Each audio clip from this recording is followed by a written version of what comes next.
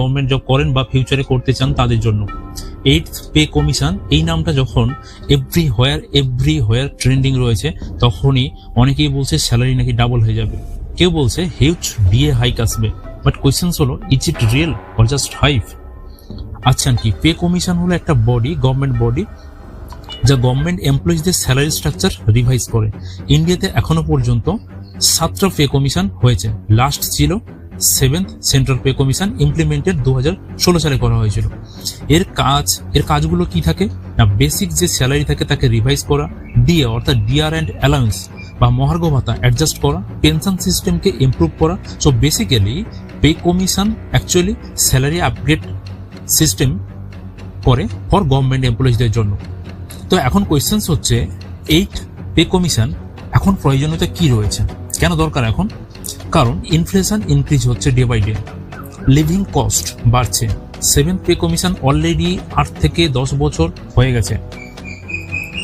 So naturally এমপ্লয়িজরা expect করে একটা revision বা একটা রিভাইজড স্যালারি। তো রিপোর্টস অনুযায়ী government may consider new commissions around 2026।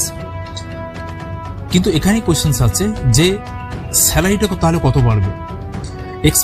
Experts এবং ফিনান্সিয়াল এক্সপার্টরা বলছে, ফিটমেন্ট ফ্যাক্টর যদি ইনক্রিজ হয় 7th পে কমিশনের থেকে, অর্থাৎ 7th পে কমিশনে ছিল নিয়ার অ্যাবাউট ফিটমেন্ট যে ফ্যাক্টরটা 2.57, যেটা 8th পে কমিশনে করা হয়েছে 3 থেকে 3.5। এক্সাম্পল হিসেবে বলতে পারি, যদি আপনার কারেন্ট বেসিক স্যালারি 18,000 থাকে, তাহলে আফটার রিভিশন এটা হতে পারে 18,000 ইন্টু 3, দিস ইজ 54,000, মানে huge jump possible. DA merge হয়ে যাবে বেসিকের সাথে, so total salary significantly increase হতে পারে।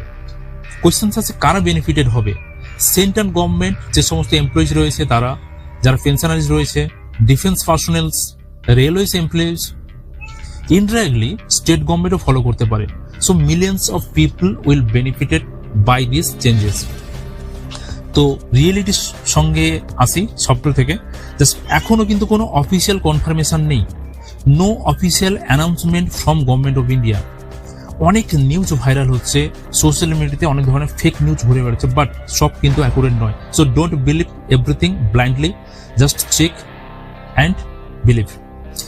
তো গভর্নমেন্ট অফ ইন্ডিয়ার তরফ থেকে বা অ্যানালিস্টরা যেটা বলছে, এক্সপেক্টেড একটা টাইমলাইন দিয়েছে 2025 থেকে 2026-এর মধ্যে এই অ্যানাউন্সমেন্টটা পসিবল ছিল, এবং 2026 থেকে 27 ইমপ্লিমেন্টেশন মেবি হতে পারে।